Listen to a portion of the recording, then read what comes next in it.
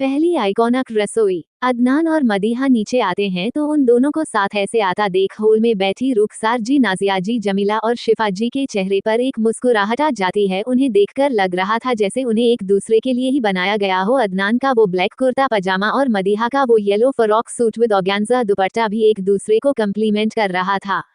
वो दोनों नीचे आए तो रुखसार जी जो सोफे पर बैठी थी, उन्होंने बड़े प्यार से उन्हें बुलाते हुए कहा, बेटा इधर आओ तुम दोनों। मदीहा ने एक नजर अदनान को देखा और फिर वो दोनों उनके पास गए तो रुखसार जी उन दोनों का सिर बारी बारी चूमते हुए कहती हैं, माशाल्लाह, दोनों को देखकर ऐसे लगता है जैसे एक दूसरे के लिए ही बनाया है। उनकी बात सुनकर अदनान हल्का सा मुस्कुरा देता है और मदीहा बस अपनी नजरें झुका लेती है। अब वो क्या ही कहती। शिफा जी, बेटा तुम इस वक्त यहाँ, अभी तो तुम अपने स्टडी रूम में होते हो, कुछ काम था। अदनान जी, अम्मी कपकेक ने बताया कि कोई रस्म थी जो करनी थी। उसकी बात सुनकर मदीहा उसे घूर कर देखती है। घूरने की दो वजह थी, पहली उसने सबके सामने उसे कपकेक बुलाया था, दूसरा उसने रस्म का जिक्र किया था। शिफा जी नासमझी में, नहीं तुम्हें लेकर तो कोई रस्म नहीं थी मदीहा, हमने कब कहा था किसी रस्म का बेटा। मदीहा उनकी बात सुनकर बेचैनी में उसे देखती हैं तो अदनान उसके कुछ कहने के पहले ही कहता है, कोई पहली रसोई की रस्म है ना। उसकी बात सुनकर रुखसार जी हंसते हुए कहती है, अरे बेटा वो तो लड़कियों की रस्में है, उसमें तुम्हारा कोई काम नहीं है। अदनान उनकी बात सुनकर एक पल उन्हें देखता है, फिर गहरी आवाज में कहता है, पर निकाह तो हम दोनों का हुआ है ना, और अगर रस्म मेरी बीवी करेगी तो मुझे भी करना पड़ेगा। नाजिया जी उसे समझाते हुए, नहीं बेटा, ये रस्म लड़के नहीं करते, केवल लड़कियां करती है, और हम है ना, हम संभाल लेंगे, कर लेगी मदीहा, तुम फिक्र ना करो। ये कहते वक्त उनका ध्यान मदीहा पर ही था, जो जब से आई थी उसने उनकी तरफ देखा भी नहीं, जाहिर था वो नाराज थी। उनकी बात सुनकर अदनान हल्का तल्खी से मुस्कुराते हुए उनसे कहता है, देखा मैंने कैसे रस्म कराए आज आपने, ये जानते हुए भी कि मेरी बीवी को कुकिंग नहीं आती, आप लोगों ने मुझसे बिना पूछे उसे किचन में भेजा, और फिर क्या हुआ यह मुझे आप लोगों को बताने की तो जरूरत नहीं है। उसकी बात सुनकर सब समझ गए कि उसे सब पता है और सब बिल्कुल खामोश हो जाते हैं। वही मदीहा भी अदनान को ही देख रही थी, उसे उम्मीद नहीं थी कि वो कुछ ऐसा कहेगा नीचे आकर, और अब उसे खुद पर गुस्सा आ रहा था कि उसने क्यों अदनान को सब बताया। वही अदनान सबको इस तरह खामोश देखकर आगे कहता है, आप सबको अंदाजा भी था कि अगर इसे कुछ हो जाता तो क्या होता, कोई ऊंच नीच हो जाती, वो जल जाती तो। उसकी बात सुनकर किसी के पास कुछ कहने को नहीं था। रुखसार जी फिर भी बात संभालते हुए कहती हैं, बेटा वो रस्म थी, करनी पड़ती है। अदनान, बिल्कुल सही कहा आपने, रस्म थी, करनी तो पड़ती है। इतना कहकर वो मदीहा का हाथ पकड़कर उसे किचन की तरफ ले जाने लगता है तो शिफा जी कहती है, अरे बेटा तुम किचन में क्यों जा रहे हो उसे लेकर।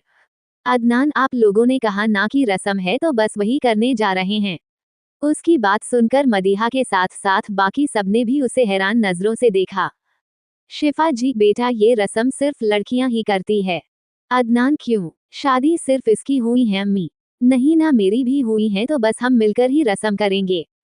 उसकी बात पर अब कोई क्या ही कहता, फिर भी एक आखिरी कोशिश करते हुए रुखसार जी कहती हैं, बेटा बस शीरखुरमा ही बनाना था, वो बना लेगी, देख लेंगे, हम औरतों का मामला है, तुम फिक्र ना करो। अदनान, नहीं दादी, जिस चीज में मेरी बीवी शामिल हो वो मेरा मसला भी है, और आप फिक्र ना करें, सिर्फ शीरखुरमा नहीं, हम आज का पूरा डिनर तैयार कर लेंगे।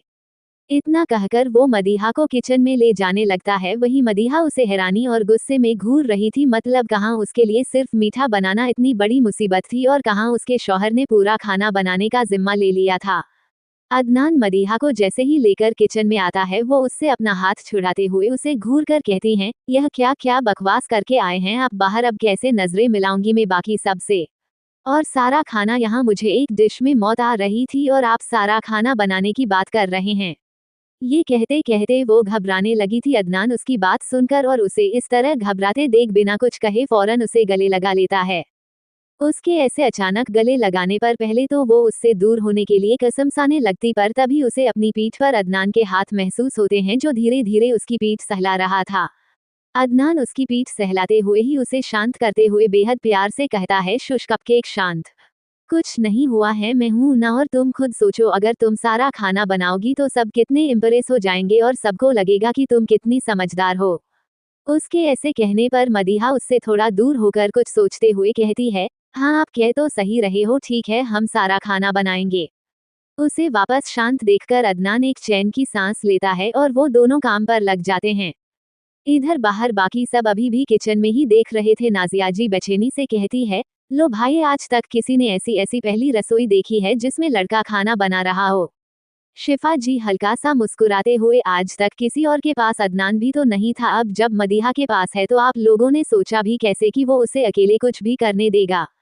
जमीला जी हल्का मुस्कुराते हुए, यह अदनान और मदीहा की पहली रसोई है, कुछ तो अलग होगा ही, और मुझे तो पता नहीं क्यों ऐसा लग रहा है कि हमें और भी बहुत झटके मिलेंगे आगे। उनकी बात सुनकर सब मुस्कुरा देते हैं और वापस आपस में बातें करने लगते हैं, क्योंकि अब जब अदनान था मदीहा के पास तो उनको फिक्र करने की क्या जरूरत थी। इधर किचन में अदनान बड़ी फुर्ती से काम कर रहा था किसी प्रोफेशनल की तरफ, और मदीहा को भी इंस्ट्रक्शंस दे रहा था। गैस पर दूध उबल रहा था शीरखुरमे के लिए। मदीहा जो सब्जियां धो रही थी, उन्हें धोने के बाद अदनान से कहती है, अब क्या करूं मैं। अदनान, एक काम करो, ड्राई फ्रूट्स कट कर दो। उसकी बात सुनकर वो ड्राई फ्रूट्स कट करने लगती है। अदनान की नजरें जैसे ही उस पर जाती है, उसकी आंखें एकदम गहरी हो जाती है। वो ऐसे ड्राई फ्रूट्स काट रही थी कि ड्राई फ्रूट्स कटे ना कटे उसका हाथ पक्का कट जाएगा। ये देखकर अदनान फौरन उसके पास जाकर उसके हाथ से चाकू लेते हुए कहता है, तुम रहने दो, मैं कर लूंगा। मदीहा वापस चाकू लेते हुए चिढ़कर, वापस दीजिए मुझे, मैं कर लूंगी। सब समझ आ रहा है मुझे, आप चाहते हैं कि सारा काम मैं आपको करने दूं, फिर बाहर जाकर आप कहेंगे कि सब आपने किया है और मैं आलसी हूं। दीजिए मुझे, कर लूंगी, मैं बच्ची नहीं हूं। उसकी बात सुनकर अदनान का दिल चाह रहा था कि वो उसका सिर फोड़ दे, मतलबी ये लड़की कभी उसे एक पल के लिए भी सही नहीं समझ सकती। कहाँ वो उसके लिए दुनिया से लड़ने के लिए तैयार है, और कहाँ ये जो उसे बिना कुछ सोचे समझे हर बार कटघरे में खड़ा कर देती है। पर अदनान को अच्छे से पता था कि इस बेवकूफों की सरदार को कैसे हैंडल करना है, इसलिए वो बेहद नर्म लहजे में कहता है, देखो ये सब तो असिस्टेंट के काम है, मेन कुक तो बड़े बड़े काम करता है, तुम भी बड़े बड़े काम करो, ये सब तो मैं कर लूंगा, नॉर्मल चॉपिंग है। मदीहा दिलचस्पी से, अच्छा तो बड़े कुक क्या करते हैं। ये कहते हुए उसकी पकड़ चाकू पर कमजोर हो गई थी, जिस बात का फायदा उठाकर अदनान फौरन उसके हाथ से चाकू लेकर उसे थोड़ा दूर करते हुए आगे कहता है, तुम एक काम करो, वो जो दूध बॉइल्ड हो रहा है ना, उसमें जाकर स्पून चलाओ ताकि वो जल ना जाए। मदीहा कुछ सोचकर, सच्ची यह मैं शेफ का काम होता है। अदनान, मुझी। उसकी बात सुनकर मदीहा वैसे ही करने लगती हैं जैसे जैसे उसने कहा था। वो दोनों अपने अपने काम ही कर रहे थे कि तभी किचन के बाहर खिड़की के पास से कहीं किसी गाने की आवाज आई। गाना कुछ ऐसा था, पियू बोले पिया बोले मम जानू ना, जिया डोले होल होल, क्यों ये डोले जानू ना, दिल की जो बातें हैं, बातें जो दिल की हैं, दिल ही में राखना पिया, लैब तो ना खोलूं मैं, खोलूं ना लैब तो पर, आंखों से सब कह दिया। पियू बोले पिया बोले, क्या ये बोले जानू ना, जिया डोले होल होल, क्यों ये डोले जानू ना, पियू बोले पिया बोले, क्या ये बोले जानू ना, जिया डोले होल होल, क्यों ये डोले जानू ना। ये गाना सुनकर ना जाने क्यों अचानक मदीहा का ध्यान अदनान पर चला जाता है, जो अपनी कॉपिंग में बिजी था। उस तक गाने की आवाज जा भी नहीं रही थी, क्योंकि आवाज बहुत कम थी, सिर्फ मदीहा को सुनाई दे रही थी। वो बड़े गौर से अदनान को देख रही थी, या यूं कहूं कि आज पहली बार इतने ध्यान से उसे देख रही थी। आज पहली बार उसकी नजरें अदनान पर ठहरी थी, और बार बार उसके जहन में अदनान का उसकी मदद करने, उसका ख्याल रखना, उसे मनाना, ये सब चल रहा था। अभी उनकी शादी को ठीक से 2 दिन भी नहीं हुए थे, और उसने अदनान के ऐसे रूप देख लिए जो उसने कभी सोचे भी नहीं थे। वो तो उसे हमेशा से रूड, खड़ूस, स्ट्रिक्ट एकडू ही समझती थी, पर यह अदनान तो बिल्कुल अलग था। एक नदी से मैंने पूछा, इटाला के जल्दी कहा, दूर तेरे पाई का घर है। बल खा के जल्दी कहा। थोड़ा वो घबराई, थोड़ा सा शर्माई, उछली यहाँ से वहां। सागर से मिलाने का उसाका तो सपना था मेरे, हाई तरह पिया। अदनान तो उल्टा हमेशा उसे हर मुसीबत से बचाता था, कभी उसने उसे गलत नजरों से नहीं देखा, ना झुआ। उसकी मर्जी के बगैर क्या वो समझे उसे गलत समझती रही है, उसके जहन में यही सब चल रहा था।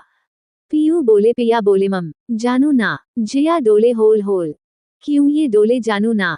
वो अभी भी उसे देख ही रही थी कि तभी अचानक अदनान की नजरें भी उस पर गई, और उसे अपनी तरफ देखकर उसने फौरन नजरें हटा ली और अपने दिल के इन ख्यालों को वापस ताला चाबी लगाकर बंद कर दिया। ऐसे ही दोनों ने मिलकर पूरा खाना बनाया। अदनान उसे छोटे छोटे काम बताता और वो करती जाती। इस बीच वो उसे बार बार पूरा मैं कुक होने का फील दे रहा था। कुछ तेल में डालना होता तो उससे डलवाता, बाकी भी छोटे मोटे काम उससे कर ला रहा था, और वो मजे से कर भी रही थी। अब उसे यह इतना बुरा नहीं लग रहा था।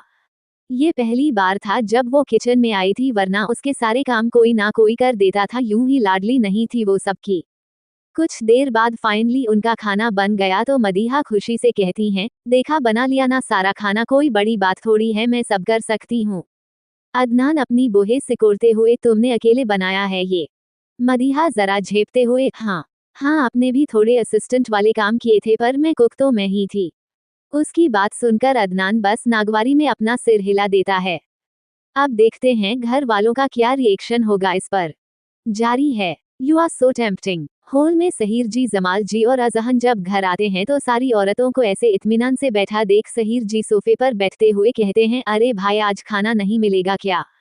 नाजिया जी, भाई साहब आज तो आपको स्पेशल खाना मिलेगा, स्पेशल लोगों के द्वारा बनाया हुआ। जमाल जी, मतलब? जमीला जी, भाई जान नया नवेला जोड़ा खाना बना रहा है किचन में। अजहर, नासमझी में आप क्या कह रही है अम्मी, कुछ समझ नहीं आ रहा, जरा साफ साफ कहिए। उसकी बात सुनकर रुखसार जी कहती है, अदनान और मदीहा खाना बना रहे हैं। उनकी बात सुनते ही वहां एक आवाज गूंजी। क्या ये सोफिया, उम्मीद और यास्मीन की आवाज थी जो अभी अभी वहां आई थी? सोफिया शिफा जी के पास उनके बगल में बैठते हुए पूछती है, क्या कहा आपने, दोबारा कहना अम्मी। क्या सच में भाई और मदीहा खाना बना रहे हैं? रुखसार जी, हाँ बेटा, आज की हवाए सिद्दीकी हाउस में कुछ अलग है। उम्मीद या अल्लाह भाई का तो ठीक है, पर अगर मदीहा बाजी खाना बना रही हैं फिर तो भूखे सोना पड़ेगा आज, क्योंकि कुछ सही सलामत प्लेट तक पहुंच जाए ये तो मुमकिन नहीं है। वो अभी कह ही रही थी अपनी धुन में कि उसने ध्यान ही नहीं दिया कि मदीहा और अदनान किचन से उनके पास आ गए हैं और मदीहा ने उम्मीद की सारी बातें सुन भी ली है। उम्मीद का ध्यान जैसे ही मदीहा पर जाता है वो झेपते हुए हकलाकर कहती हैं, आप भाभी, वो मैं तो मजाक कर रही थी ऐसे ही। उसकी बात सुनकर मदीहा अभी भी उसे घूरते हुए ही शिफा जी से कहती हैं, ताई अम्मी खाना बन गया है, डाइनिंग टेबल पर सर्व करवा दें। उसकी बात सुनकर शिफा जी फौरन कहती है, अरे बेटा तुम बैठो यहाँ, सबके साथ हम हैं ना, हम लगवा देंगे। अदनान बेटा तुम भी यहाँ बैठो आराम से, हम खाना लगवा देते हैं। उनके कहने पर मदीहा और अदनान वही बैठ जाते हैं बाकी सबके साथ और शिफा जी और नाजिया जे खाना लगवाने चली जाती है। मदीहा सोफिया और यास्मीन से कुछ बातें करने लगती है, वही अदनान अजहन के साथ कुछ डिस्कस कर रहा था। थोड़ी देर बाद खाना लग गया तो सब डाइनिंग टेबल पर बैठ जाते हैं। जैसे ही सब पहला निवाला खाया है उनकी आंखें हैरानी से बड़ी हो जाती है। वहीं मदीहा बड़ी उम्मीद से सबकी तरह देख रही थी रिव्यू सुनने के लिए, पर अदनान वो बड़े परसुकून अंदाज में खाना खा रहा था, उसे जैसे कोई परवाह ही नहीं थी किसी की, उसे पता था अभी किया होगा। सहीर जी, वाह है क्या खाना है, इतना अच्छा खाना मैंने कभी नहीं खाया। जमाल जी, सच में भाईजान बहुत लजीज है। उम्मीद एक निवाला मुंह में डालते हुए, ये चिकन तो सबसे उम्दा है। सोफिया, नहीं ये बिरयानी है सबसे लजीज तो। वह मजा आ गया, मुझे यकीन नहीं हो रहा ये खाना घर पर बनाया है, बिल्कुल रेस्टोरेंट वाला टेस्ट है कसम से। ऐसे ही बारी बारी सब खाने की तारीफ करते हैं। मदीहा मुस्कुराते हुए सबको देख रही थी, सबको ऐसे अपनी तारीफ करता देख उसका दिल खुश हो गया था। वो एक नजर अदनान की तरफ देखती है तो उसका मुंह वापस बन जा रहा था। वो बिना किसी भाव के खाना खा रहा था, अपने उसे किसी की तारीफों की फिक्र नहीं थी। रुखसार जी, जो भी कहो दोनों बच्चों ने बहुत ही अच्छा खाना बनाया है। अदनान जो अब तक खामोश था वो अपनी गहरी आवाज में कहता है, ये खाना मैंने नहीं, कपकेक ने ही बनाया है खुद, मैंने बस उसे इंस्ट्रक्शंस दिए हैं। मेरी बीवी बहुत टैलेंटेड है, इसलिए आज के बाद आप लोग उसे किसी से भी कम आंकना बंद कर दें। उसकी बात सुनकर किसी को यकीन नहीं हो रहा था कि खाना मदीहा ने खुद बनाया है, पर अदनान कभी झूठ नहीं बोलता था, किसी सबको भरोसा करना पड़ रहा था। वही मदीहा हैरानी से अदनान को ही देख रही थी, क्योंकि आज उसने झूठ बोला था, वो भी उसके लिए। खाने के बाद सभी उसे गिफ्ट्स देते हैं तो मदीहा मुस्कुराते हुए सारे गिफ्ट ले देती, वो बहुत खुश थी सबसे अपनी तारीफें सुनकर। इधर दूसरी तरफ एक हवेली में एक आदमी खिड़की से बाहर की तरफ देख रहा था। उसकी उम्र करीब 28-29 साल होगी। तभी उसके पीछे एक 24-25 साल का आदमी खड़ा होकर सिर झुकाए ही घबराते हुए कहता है, भाई। उसकी बात सुनकर वो आदमी फौरन पलटकर एक जोरदार थप्पड़ उसे मारता है, जिससे उस लड़के का चेहरा एक तरफ झुक जाता है। वो पहला लड़का जिसने गुस्से में चांटा मारा था वो गुस्से में चीखते हुए कहता है, जेहान अंदाजा भी है कि क्या हरकत की है तुमने, अगर लड़कियों को रेप करना का इतना शौक है तो करो, पर कम से कम उनकी डेड बॉडीज तो ठीक से ठिकाने लगाओ। आज तुम्हारी वजह से मेरी रेपुटेशन, मिर्जा गाजी की रेपुटेशन खतरे में आ गई है, क्योंकि मेरा छोटा भाई इतना बेवकूफ है कि उससे एक डेड बॉडी तक ठीक से छुपाई नहीं गई। तुम्हें पता है ना, कुछ महीनों बाद इलेक्शन है, अगर किसी को पता चला कि उस लड़की का रेप तुमने किया है तो मेरी पार्टी पर क्या असर पड़ेगा जानते भी हो। जेहान जरा घबराते हुए, भाई मुझे माफ कर दो, आगे से मैं ध्यान रखूंगा, मैं इलेक्शन होने तक किसी लड़की को हाथ भी नहीं लगाऊंगा, बस इस बार मुझे बचा लो। उसे ऐसे देखकर मिर्जा कुछ कहता तभी वहां पर उसका असिस्टेंट पंकज आकर सिर झुकाकर कहता है, साहब हमने बहुत कोशिश की उस लड़की के घर वालों को मनाने की, पर वो लोग पैसे लेकर भी मुंह बंद करने के लिए तैयार नहीं है और अब ये केस मीडिया की नजर में भी आ गया है। मिर्जा गुस्से में, तो तुम मुझे यह मनहूस खबर सुनाने यहाँ क्यों आए हो? उस लड़की के परिवार वालों को उठा दो या मरवा दो, पर मुझे ये केस रफा दफा चाहिए। पंकज सर, अगर ऐसे किया तो बात और बिगड़ जाएगी, क्योंकि वो फैमिली अभी मीडिया की नजर में है, अगर उन्हें कुछ हुआ तो केस और मजबूत हो जाएगा, और वैसे भी वो लोग केस कोर्ट तक लेकर जाना चाहते हैं। मिर्जा कुछ सोचकर, ठीक है उन्हें कोर्ट में जाना है ना, तो ले जाने दो, क्या कर लेंगे, ना पावर है ना पैसा, जितने भी वकील इस देश में मौजूद है सबको ऑर्डर दे दो, कोई भी वकील उनका केस नहीं लड़ेगा, और पुलिस वालों को कहकर सारे सबूत बदलवा दो, कोई भी सबूत मेरे भाई के खिलाफ नहीं होना चाहिए, समझे? पंकज जी साहब हो जाएगा, पर हाँ एक वकील है अदनान सिद्दीकी, वो बड़ा सन की आदमी है, उसके आगे किसी की नहीं चलती, पूरे सिस्टम को खरीदने की ताकत रखता है, कहने को सिर्फ वकील है पर पावर बहुत है उसके पास। मिर्जा, हाँ सुना तो है मैंने भी, यह नाम बहुत चर्चा में रहता है, खैर उस जैसा इतना बड़ा वकील कहा इन गरीबों का केस लड़ेगा, तो फिक्र करने की जरूरत नहीं है, जितना कहा है उतना करो। उसकी बात सुनकर पंकज वहां से चला जाता है और मिर्जा जेहान की तरफ देखकर आगे कहता है, अब तुम इलेक्शन तक सिर्फ घर में रहोगे, तुम्हें दारू लड़की सब इधर ही मिलेगा, पर तुम कहीं नहीं जाओगे, समझे? उसकी बात सुनकर जेहान फौरन हाँ कर देता है, उसके पास कोई और ऑप्शन भी नहीं था। इधर मदीहा सोफिया और यास्मीन से कुछ बातें कर कर जैसे ही कमरे में आई और दरवाजा लगाकर वो अभी ठीक से पलटी भी नहीं थी कि किसी ने उसे दरवाजे से लगा दिया। इस अचानक हुए हमले पर उसने जैसे तैसे खुद को संभाला और नजरें उठाकर देखा तो सामने अदनान था, जो फिलहाल उसके बहुत नजदीक खड़ा था और उसने अपने दोनों हाथों को उसके इर्द गिर्द कर रखा था ताकि वो भाग ना जाए।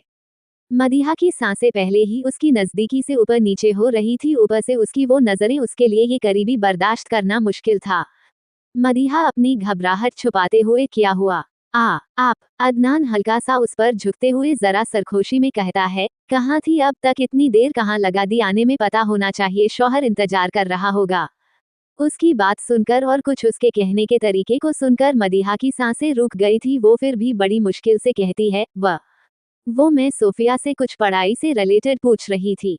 अदनान, अरे वाह, इतनी फिक्र होने लगी पढ़ाई की कि शौहर को भूल गई। उसकी बात सुनकर मदीहा उससे नजरें चुराते हुए वहां से जाने की कोशिश करते हुए कहती है, जाने दीजिए, नींद आ रही है मुझे।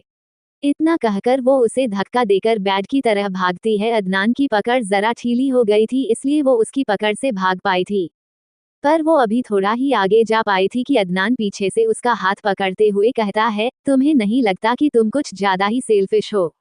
उसकी बात सुनकर मदीहा फौरन उसकी तरफ देखकर उसे घूरते हुए कहती है, मैं तो नहीं हूँ सेल्फिश। ऐसे कौन से गन्ने चुरा लिए मैंने आपके भला जो मैं सेल्फिश हो गई? अदनान उसकी कमर पर अपने हाथ लपेटते हुए कहता है, तुम्हें तो पहली रसोई के इतने सारे गिफ्ट्स मिले, मुझे भी तो कुछ मिलना चाहिए। मदीहा उसकी बात सुनकर उसे एक नजर घूरती है, फिर अजीब सा मुंह बनाकर कहती है, आप क्या गहने पहनेंगे? अदनान उसकी बात सुनकर एकदम से कहता है, वॉट? मदीहा, वॉट क्या? मुझे तो ज्यादातर गहने मिले हैं, आप क्या गहने पहनेंगे अब? जरा अजीब शौक नहीं है? उसकी बातें सुनकर अदनान का दिल कर रहा था कि उसका सर फोड़ दे, पर बेचारा मोहब्बत के हाथों मजबूर था, इसलिए वो एक गहरी सांस लेकर अपना गुस्सा शांत कर कर वापस वैसे ही मदहोश आवाज में कहता है, मुझे जो भी चाहिए होगा वो मैं तुमसे ले लूंगा, किसी और की जरूरत नहीं है। फिर हल्का सा उस पर झुककर उसके बालों को स्निफ करते हुए कहता है, तुम्हें पता है कपकेक, तुम्हें देखकर मुझे कैसा लगा है? मदीहा नासमझी में, कैसा? अदनान, बिल्कुल वैसा ही जैसा तुम्हें तब लगेगा जब कोई तुम्हारे सामने तुम्हारा फेवरेट ब्लूबेरी चीज केक रख दे पर तुम उसे खाना पाओ। You are so tempting cupcake, I wanna taste you. उसकी यह बातें मदीहा की सांसें रोक रही थी, अब वो और यहाँ नहीं रुक सकती थी, इसलिए बड़ी मुश्किल से कुछ सोचकर कहती हैं, अदनान जी। अदनान जो अभी भी उसमें खोया हुआ था वो वैसे ही आंखें बंद किए हुए उसकी बालों की खुशबू समेटते हुए कहता है, हम। मदीहा, वो मुझे कुछ कहना है। Adnan, yes cupcake, I am listening. Madiha, मुझे। अदनान, हम। मदीहा एक गहरी सांस लेकर, मुझे बाथरूम जाना है। उसके मुंह से ये सुनकर अदनान फौरन उसे दूर कर कर गुस्से में घूरते हुए कहता है, क्या कहा तुमने? मदीहा उससे नजरें चुराते हुए, बाथरूम जाना है, और क्या, कब गाकर सुनाऊं? अदनान को उसकी हरकत पर इस वक्त इतना गुस्सा आ रहा था कि वो पक्का उसे अपनी कमरे की बालकनी से नीचे पटक दे। अदनान, दफा हो तुम यहाँ से अभी के अभी। उसकी बात सुनकर वो फौरन वहां से भाग जाती है। और यहाँ अदनान गुस्से में खुद से कहता है, जानबूझकर करती है ये सब कुछ, इसे पता है कि मुझे गुस्सा आएगा, मेरे पेशेंस टेस्ट करती है, फिर भी cupcake, why the hell are you so irritating. आहे है। अब भाई मदीहा तो हो गई, फिर देखते हैं आगे क्या होगा। जारी है। आप लोगों में से कुछ लोगों को मदीहा का कैरेक्टर इतना इंटरेस्टिंग नहीं लग रहा है तो थोड़ा वक्त दीजिए, उसका कैरेक्टर धीरे धीरे इतना इंटरेस्टिंग होगा कि आप लोगों को अपने आप पता चल जाएगा और इसकी झलक आपको बहुत ही जल्द कल परसों के एपिसोड से ही पता चलने लगेगी। थोड़ा इंतजार करिए। और हाँ, रही बात मो रोमांस ऑफ फर्स्ट किस की, तो मेरी कहानी में हर चीज का एक वक्त है और हर चीज उस वक्त पर हो तो बेहतर है, वरना आपको उतना मजा नहीं आएगा। जारी है। मदिया द साइक्लोन। मदीहा करीब 1 घंटे तक बाथरूम में बंद रही, पर जब उससे और सब्र नहीं हुआ तो उसने हल्का सा दरवाजा खोलकर झांक कर देखा तो कमरा खाली था। वो समझ गई जरूर अदनान स्टडी रूम में होगा। अपनी फाइलों के बीच सही मौका देखकर वो फौरन बाथरूम से बाहर आए और बेड पर कंबल में घुसकर खुद को पूरी तरह कवर कर लिया। और कुछ देर ऐसे यहाँ वहाँ की बातें सोचने के बाद उसे नींद भी आ गई। आज वो वाकई बहुत थक गई थी। करीब आधी रात के बाद जब अदनान कमरे में वापस आया तो उसे मदीहा गहरी नींद में सोई हुई दिखाई दी। उसका ब्लैंकेट भी बेड पर बिल्कुल साइड में हो गया था और वो बिना ब्लैंकेट के खुद में सिकुड़ी हुई सी सो रही थी। ये देखकर वो नागवारी में सिर हिलाता है और फिर उसके पास जाकर पहले अच्छे से उसे ब्लैंकेट से ऊपर से नीचे तक कवर करता है, फिर हीटर चालू कर खुद कमरे की लाइट्स बंद करके उसके बगल में आकर उसे अपने आगोश में लेकर धीरे धीरे थपकी देने लगता है ताकि वो और गहरी नींद में चली जाए। जब उसे पूरी तरह से विश्वास हो जाता है कि वो आराम से सो गई है तो खुद उसके माथे पर हल्का सा छूमकर वो भी अपनी आंखें बंद कर लेता है और कुछ देर बाद वो खुद भी गहरी नींद में था। अगली सुबह आज अदनान खुद काफी जल्दी उठ गया था। कुछ इम्पोर्टेंट काम थे आज उसे निपटाने के लिए। मदीहा की जब आंख खुली तो उसकी नजर अदनान पर गई जो लगभग तैयार था। वो खुद अलसपन से उठी, पर जैसे ही उसकी नजर घड़ी पर गई तो वो लगभग चिल्लाते हुए कहती है, आपने उठाया नहीं, मुझे मेरा कॉलेज है, यूनिवर्सिटी जाना है। इतना कहते कहते वो नींद में ही लड़खड़ाते हुए बेड से उठ गई थी, पर ठीक से बैलेंस ना होने के कारण वो गिरने वाली थी। पर उससे पहले ही अदनान ने उसे पकड़ सीधे खड़ा किया और सख्ती से बोला, क्या तरीका है, अभी गिर जाती तो, और तुम आज यूनिवर्सिटी नहीं जाओगी। मदीहा हैरानी से, नहीं जाऊंगी का क्या मतलब है, क्यों नहीं जाऊंगी भला, आज मेरे ताया के लड़के का निकाह है क्या। अदनान उसे घूरते हुए, तुम्हारे ताया के लड़के का निकाह तो हो चुका है, जिसके साथ होना था समझी, और इसलिए नहीं जाओगी क्योंकि अभी तुम्हारी तबीयत बिल्कुल ठीक नहीं है। 2 दिन पहले बुखार था तुम्हें, कल इतना काम किया है तुमने, इसलिए तुम आज क्या, जब तक एग्जामिनेशन डेट नहीं आ जाती तब तक कहीं नहीं जाओगी, घर में बैठकर पढ़ाई करो। मदीहा उसकी बात से हल्का सा झेंपी, पर जैसे ही उसने उसकी आगे की बात सुनी वो फौरन अपने रोल में आते हुए गुस्से में कहती है, ऐसे कैसे नहीं जाऊंगी, मेरी पढ़ाई का नुकसान होगा, ऊपर से अटेंडेंस भी जाएगी, मैं तो जाऊंगी और आप कोई नहीं होते, मुझे रोकने वाले कोई हक नहीं है आपको। अदनान बिना उसकी तरफ देखे ड्रेसिंग टेबल के पास जाकर अपनी घड़ी पहनते हुए मिरर से ही उसे देखकर कहता है, वो जो निकाहनामा साइन किया था ना तुमने, उसी ने हक दिया है मुझे तुम्हें रोकने टोकने का, और तुम्हारे भले के लिए कह रहा हूँ समझी, इसलिए कहीं नहीं जाओगी। मदीहा पैर पटकते हुए उसके पास आती है और दोबारा वैसे ही गुस्से में कहती है, अब आपका ज्यादा हो रहा है, मेरे अब्बू ने भी कभी इतनी रोक टोक नहीं लगाई जितनी आप लगाते हो, और हाँ, मैंने कह दिया ना कि मैं जाऊंगी तो मैं जाऊंगी, रोक कर दिखाए, आपकी बातें मानती हूँ, इसका मतलब यह नहीं है कि आपसे डरती हूँ, वो तो इज्जत करती हूँ मैं आपकी, और यह जो आप हुक्म सुनाकर चले जाते हैं ना कहीं की शहंशाह नहीं है, आप इंसान ही है नॉर्मल, खुद को ज्यादा तुल्लम खां ना समझा करिए, और मुझ पर तो हुक्म आप चलाइएगा भी मत बिल्कुल, वरना ये जो पहले आप कमरे से दफा करते करते थे ना, अब मेरा भी इस कमरे पर राइट है, दफा कर दूंगी आपको यहाँ से, फिर होल में सोइएगा और लोगों को जवाब भी देते रहना। अदनान उसकी बातें सुनकर अपनी आंखें सिकुड़ते हुए उसे जानलेवा नजरों से देखकर कहता है, कुछ ज्यादा ही ब्रेव नहीं बन गई हो तुम, मेरा डर खत्म हो गया है। मदीहा, हाँ हो गया खत्म, क्या करेंगे, वही अपनी घिसी पिटी छत से नीचे पटकने की धमकी देंगे, रहने दीजिए, बोर हो गई हूँ मैं सुन सुनकर, कुछ नया और इनोवेटिव डायलॉग लाइए। अदनान उसकी बात सुनकर पहले तो एक नजर उसे घूरता है, फिर अजीब तरह से मुस्कुराते हुए उसके हल्का सा नजदीक आकर उसके ऊपर झुककर बेहद मदहोशी भरी आवाज में उसके कान के पास जाकर कहता है, मैं सीधे सीधे बड़े प्यार से तुम्हें कह रहा हूँ कि घर में बैठो, वरना अगर मैं अपनी पर आया तो तुम्हारा वो हाल करूंगा कि नीचे हॉल तक जा नहीं पाओगे उठकर। उसकी डबल मीनिंग वाली धमकी सुनकर मदीहा फौरन 2 कदम पीछे हुई और उसे हल्का सा धक्का देते हुए घबराकर कहती हैं, या अल्लाह कितने बड़े ठरकी हैं आप, शर्म नहीं आती आपको, कैसी बातें कर रहे हैं। अदनान हल्का सा मुस्कुराकर अनजान बनते हुए मासूमियत से कहता है, मैं तो तुम्हें हाथ पैर बांधकर कमरे में छोड़ने की बात कर रहा था, तुमने क्या सोचा। उसकी बात सुनकर मदीहा को साफ साफ समझ आ रहा था कि वो क्या कहना चाह रहा था और क्या कह रहा है, पर वो उसे कोई सफाई नहीं देती बल्कि चुपचाप उसे वैसे ही घूर कर देखने लगती है। वही अदनान उससे दूर होकर हल्का सा प्यार से उसके माथे को चूमते हुए कहता है, मैं जा रहा हूँ, कुछ इम्पोर्टेंट काम है, लेट हो जाएगा शायद, और तुम मैंने जो कहा है वही करना। अगर लौट के आते वक्त मुझे पता चला कि तुमने कोई नया कांड किया है तो तुम्हारी कसम मैं तुम्हें छोड़ूंगा नहीं। इतना कहकर वो एक नज़र मदीहा की तरफ देखता है, पर वो बिल्कुल उसे नज़रअंदाज कर देती है, तो वो भी अपना कोट लेकर सीधा वहां से चला जाता है। और हाँ, आज उसने टाई ही लगाई थी। उसके जाने के बाद मदीहा दरवाजे की तरफ देखकर खुद से कहती है, आप मुझे कहेंगे कि यह ना करूं और मैं ना करूं, ऐसे कैसे हो सकता है। अब तो आप मुझसे जो ना करने के लिए कहेंगे वो मैं सबसे पहले करूंगी। मुझे यूनिवर्सिटी ना जाने का कहकर गए थे ना, अब तो मैं जरूर जाऊंगी और देखती हूँ कौन रोकता है मुझे। आपकी धमकियों से बहुत डर ली मैं, अब डरने घबराने और बर्बाद होने की बारी आपकी, मिस्टर जबरदस्ती के हस्बैंड। इतना कहकर वो नाक सिकुड़ते हुए अलमारी से अपने कपड़े लेकर बाथरूम में चली जाती है। करीब 1 घंटा बाद वो नीचे हॉल में आती है तो उसने अपने रोज वाले कैजुअल कपड़े पहने रखे थे, नॉर्मल सा सूट, नॉर्मल सा दुपट्टा। उसे देखकर कोई नहीं करेगा कि 2 दिन पहले इसकी शादी हुई है और वो किसी को बताना चाहती भी नहीं थे। वो जैसे ही हाल में आती है उसकी नज़र दरवाजे की तरफ जा रही सोफिया और यास्मीन पर जाती है, जिनके हाथ में उनके बैग थे, और वो पीछे से ही जोर से उनको चिल्लाकर कहते हैं, अरे रुको, कहाँ जा रही हो, मुझे छोड़कर जाना है क्या, शादी किया हुई भूल गई तुम दोनों तो मुझे। उसकी आवाज सुनकर सोफिया और यास्मीन के जाते कदम रुक जाते हैं और वो उसकी तरफ पलटकर देखती हैं तो वो दौड़ते हुए उनके पास ही आ रही थी। बाकी घर वाले भी वहीं मौजूद थे और उसे इस तरह दौड़ते हुए जाते देख रहे थे। मदीहा सोफिया के पास पहुंचकर उसका एक बाजू पकड़ जोर जोर से हौंफते हुए कहती है, मुझे भूल गए थे क्या, मैं भी तुम्हारी क्लास में हूँ, तुम्हारी ही यूनिवर्सिटी में। नहीं, मुझे लगा बादाम खाते नहीं हो, थोड़ा दिमाग कमजोर होगा। सोफिया जरा हैरानी से, तुम चल रही हो यूनिवर्सिटी, पर भाई ने तो कहा था कि तुम नहीं जाओगी, हमने पूछा था उनसे। मदीहा चिढ़ते हुए, यूनिवर्सिटी में जाती हूँ या तुम्हारे भाई, मुझसे पूछा करो ना, मेरे मसले उनसे क्यों पूछती हो। और हाँ, क्यों नहीं जाऊंगी भाई, अटेंडेंस क्या मेरे फूफा जी देते हैं, जो नहीं जाऊंगी तब भी प्रेजेंट लगा देंगे।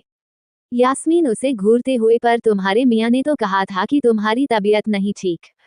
मदीहा उसे घूरकर, तुम्हें दिख रही हूँ ना सामने, ठीक ठाक कुछ नहीं हुआ है मुझे, वो तो यूं ही है, और मैं चल रही हूँ, एग्जाम में इतने कम दिन है, बहुत पढ़ना है मुझे और लाइब्रेरी से कुछ किताबें भी लेनी है। इतना कहकर अचानक उसके दिमाग में कुछ आता है और वो बड़ी भोली सी शक्ल बनाकर सहीर जी के पास जाती है और बड़ी प्यार से अपने शब्दों को चाशनी में नहलाते हुए कहती है, ताया अब्बू कॉलेज जाना जरूरी है, मैं जाऊँ ना। सहीर जी बड़े प्यार से उसका सिर सहलाते हुए कहते हैं, हाँ हाँ बेटा जरूर जाओ, पढ़ाई तो बहुत जरूरी है और तुम्हें किसी से इजाजत लेने की जरूरत नहीं है, जैसे पहले करती थी वैसे ही करो, कुछ नहीं बदला, और यूनिवर्सिटी तो खैर रोज का काम है, रोज पूछोगी क्या। उनकी बात सुनकर वो खुश हो जाती है। वहीं नाजिया जी उसे बड़ी अजीब तरीके से घूर रही थी। जब उनसे रहा नहीं गया तो वो जरा हैरानी से कहती है, आज तक तो तुम्हें कभी यूनिवर्सिटी जाने की इतनी जल्दी नहीं थी, आज कैसे यूनिवर्सिटी की याद आ रही है। वैसे तो रोज तुम्हें सोफिया बड़ी मुश्किल से उठाती है, तब तो तुम्हें मौत आती है। मदीहा उनकी बात सुनकर अपनी आंखें मींचते हुए खुद से कहती है, पता नहीं क्यों मुझे लगता है कि यह मेरी अम्मी है ही नहीं, इन्हें हमेशा मुझ में प्रॉब्लम दिखती है और खुद मेरे लिए प्रॉब्लम खड़ी करती है, या अल्लाह सब्र दे मुझे। फिर एक गहरी सांस लेकर जबरदस्ती मुस्कुराते हुए बड़े नम्र लहजे में रहती है, अम्मी इम्तिहान आ रहे हैं, जाना तो पड़ेगा, अटेंडेंस की बात है। शिफा जी, नाजिया जाने दो ना, क्यों परेशान कर रही हो उसे, बेटा जाओ, तुम्हें देर हो रही होगी ना, और हाँ कैंटीन में कुछ खा लेना। उनकी बात सुनकर वो मुस्कुराते हुए फौरन सोफिया और यास्मीन का हाथ पकड़कर जबरदस्ती उन्हें घसीटते हुए बाहर ले जाते हैं। बाहर ही ड्राइवर उनका इंतजार कर रहा था, इसलिए वो तीनों कार में बैठकर सीधा यूनिवर्सिटी की तरफ चली जाती है। यास्मीन वहीं से डायरेक्ट अपने घर जाने वाले थे। सोफिया मदीहा को घूरते हुए, आज तुम्हें इतनी जल्दी क्यों है जाने की। मदीहा, तुम इतना शक क्यों कर रही हो, वो तो रोज यूनिवर्सिटी जाना होता है, अब चुप हो जाओ, मेरा वैसे ही सर दर्द हो रहा है। यास्मीन उसे चिढ़ाते हुए शरारती मुस्कुराहट के साथ कहती है, सर दर्द हो रहा है, ऐसा क्या कर दिया जीजू ने। मदीहा मायूसी से, वो क्या करेंगे, वो तो खुद ही सिर दर्द है। सोफिया उसे डांटते हुए, मदीहा जरा शर्म करो, शौहर है तुम्हारे, कुछ तो एहतराम करा करो, अब कम से कम पहले की बात अलग थी, अभी सुधर जाओ। उसकी बात सुनकर मदीहा जबरदस्ती उसे मुस्कुराते हुए देखती हैं और फिर चिढ़कर खिड़की से बाहर देखने लगती है। सोफिया भी नागवारी में सीरियल हिलाकर चुप हो जाती है। उसे पता था इस लड़की को समझने का कोई मतलब नहीं है, ये दुनिया जमाने की ढीठ है। फिर ऐसे ही दुनिया जमाने की बातें करते हुए वो लोग कॉलेज पहुंचते हैं। आज थोड़ा सा लेट थे इसलिए डायरेक्ट सीधा क्लास में चले जाते हैं और उसके बाद तो भाई सीधा बैक टू बैक क्लासेस थी उनकी। करीब दोपहर के वक्त तीनों की तीनों थक हार कर कैंटीन में आती है और अपने अपने ऑर्डर कर कर कैंटीन की टेबल पर ही सिर्फ टिककर आंखें बंद कर कर बैठ जाती हैं। वो बहुत थक गई थी, आज एग्जाम पास आने वाले थे तो प्रेशर भी ज्यादा था, पढ़ाई का भी और प्रोफेसर्स का भी। मदीहा अभी आराम से आंखें बंद करे बैठी थी कि तभी उसे किसी की चिल्लाने की आवाज आती है। वो आंखें खोलकर चिढ़ते हुए देखती हैं तो सामने जारा खड़ी थी। याद होगी ना आपको, काफी वाली जारा। उसे देखकर मदीहा को अदनान का उस पर कॉफी फेंकना याद आता है और वो अपनी चेयर से खड़ी होकर सबसे पहले सोफिया और यास्मीन को देखती हैं, क्योंकि उन्हें इस बारे में कुछ नहीं पता था और उसे यही डर था कि उन्हें पता भी ना चल जाए, वरना तो सोफिया डांट डांट कर उसके कान फाड़ देगी। वही जारा गुस्से में उस पर चिल्लाते हुए कहती, तुम्हें पता भी है तुम्हारी वजह से मुझे कितनी चोट लगी थी, मैं 2 दिन तक डर्मेटोलॉजिस्ट के चक्कर काट रही थी अपनी स्किन को लेकर, बेवकूफ लड़की। उसके ऐसे चिल्लाने पर कैंटीन में मौजूद सभी लोग उन्हें देखने लगते हैं। वही मदीहा तिरछी नजरों से सोफिया और यास्मीन को देख रही थी, क्योंकि उसे पता था अब वो कोई भी चीज छुपा नहीं पाएगी, पर फिर भी कोशिश करने के लिए जारा को देखकर जरा प्यार से उसे शांत करते हुए कहती हैं, जारा जरा शांत हो जाए, हम बैठकर बात करते हैं ना, इतना चिल्लाने की क्या बात है, मेरे कान ठीक ठाक है, मुझे सब सुनाई देता है, हम बैठकर बात करते हैं, देखिए सब हमें ही देख रहे हैं। जारा गुस्से में, देखेंगे क्या, सब हमें सुनेंगे भी, जो हरकत तुमने की है ना उसके लिए तो सबको सुनना भी चाहिए। तुम जैसी बेवकूफ लड़की ने पहले मुझे खुद घर पर बुलाया और उसके बाद तुमने मेरे ही अदनान को जरूर मेरे खिलाफ भड़काया होगा, जो उसने ऐसी हरकत करी, वरना वो कभी मेरे ऊपर कॉफी नहीं फेंकता। उसकी उलट पटांग बातें सुनकर मदीहा का मन तो कर रहा था कि वो उसका सिर फोड़ दे, पर फिर भी वो कोशिश कर रही थी किसी तरह अपना गुस्सा शांत करने की, क्योंकि पता था उसे इन सब में सबसे ज्यादा गलती शायद उसी की है। वही सोफिया को जब कुछ समझ नहीं आया और उससे रहा नहीं गया तो वो मदीना को देखकर उससे पूछती है, यह क्या कह रही है, और भाई ने कब कॉफी फेंकी, तुम मुझे साफ साफ बताओगी कुछ? मदीहा, मैं तुम्हें बाद में बताती हूँ, अभी तुम चुप रहो। इससे आगे वो कुछ कहती उससे पहले ही जारा उससे घूरकर कहती है, तुम क्या बताओगी, मैं बताती हूँ ना, तो सुनो, तुम्हारी इस बेवकूफ बहन ने पहले मुझे खुद घर बुलाया ये कहकर कि अदनान मुझसे शादी करना चाहता है, उसके बाद न जाने इसने अदनान को मेरे खिलाफ क्या भड़काया, जो वो मुझ पर गुस्सा करने लगा और उसने मुझ पर कॉफी फेंक दी और इस बेवकूफ लड़की को खुद के लिए पसंद कर लिया। मेरा दिल चाह रहा है इसका गला घोंट दूं मैं। उसकी बात सुनकर सोफिया मदीहा को बुरी तरह घूरते हुए कहती है, ये बकवास जो कह रही है ये सच है तो तुम मुझे कब बताने वाली थी, इस बारे में जरा कुछ बको हुई। जारा मदीहा को देखकर, तुम्हें छोड़ूंगी नहीं, तुम्हारा वो हाल करूंगी कि लोग देखते रह जाएंगे। तुम्हें पता है तुम जैसी चीप लड़कियां जिनके पास कोई टैलेंट नहीं है, ये जो भोली सी शक्ल है ना तुम्हारी, इसमें लोगों को फंसाना आता है तुम्हें। मुझे तो लगता है तुम्हारे पेरेंट्स ने भी तुम्हें यही सिखाया।